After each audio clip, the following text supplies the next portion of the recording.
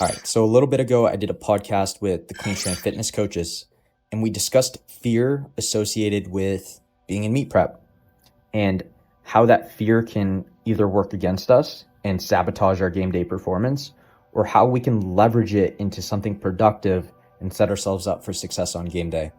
So I'm going to spend this video discussing the topic because I think it's relevant. I have a lot of lifters in meet prep right now. I'm in meet prep right now. And I know a lot of other fellow Canadians are in meet prep. So I think this is going to be a valuable video for a lot of people.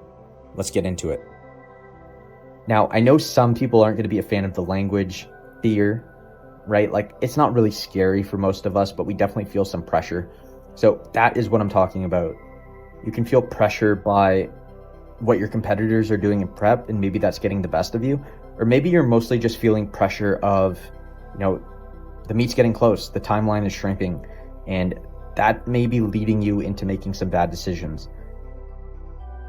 I think the most common and relevant issue that people run into in meet prep is they let what their competitors are posting on social media start to impact what they're doing in their training, and they lean away from the trusted data that they built over the last little while, and they get caught up in this ego game of who can flex the biggest lifts on social media. This is a huge issue. When our competitors post big lifts, it's all just noise. It's a distraction, right? We can't let it eat away at us and start to impact our training decisions. The goal is to hit the biggest total on game day. It's not to flex the biggest lifts in prep. It's to win the meet, right? And we need to remember this. And I think if we scope out and look at a big picture of remembering the end goal, it gets a lot easier to refine those training decisions, to trust and look back at the data that's working for us. Because if we get narrow-sighted and we get caught up in this petty back and forth on Instagram about, so-and-so hit a 220 squat this week, so I'm going to force a 225 squat, even though I'm overextending myself for where I am in prep right now. We can't be playing these little games. Ultimately, we need to grow up a little bit, remember the big goal, and then push forward with this in mind.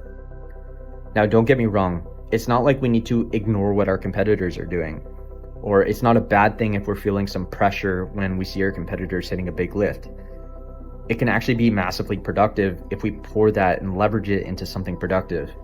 And the biggest thing I always encourage people to do when they're feeling pressured going into a meet day is pour all of that pressure, leverage all of it into cleaning up your externals, right? We need to make sure that we're sleeping as well as possible, that we're eating as well as possible, that we're doing any extra mobility we need to be doing to show up to our sessions and perform well, making sure that we're taking care of our mind, right? We're getting into a good mindset before sessions. We're calming down after our sessions. We're managing our stress. This is where all our effort should be poured into if we're feeling a lot of pressure going into a meet.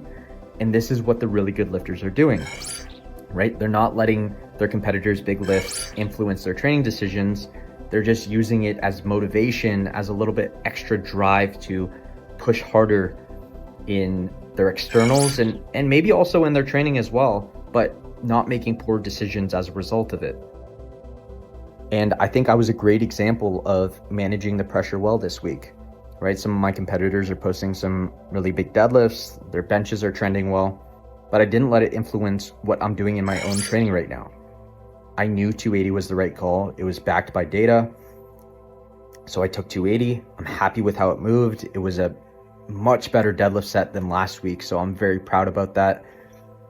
What I could have done is, so-and-so pulled 300 double. I need to pull 290 this week, and maybe I would have missed it, right? So we need to have some self-control. We need to trust our data and do what's best for us as the lifter to show up on game day.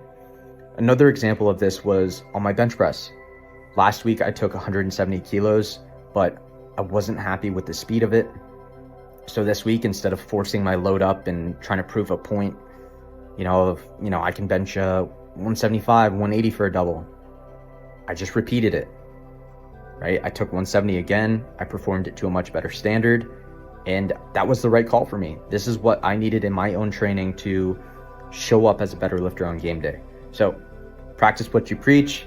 I'm doing that 100%. Don't make stupid training decisions because your competitors are posting big lifts. Be smart.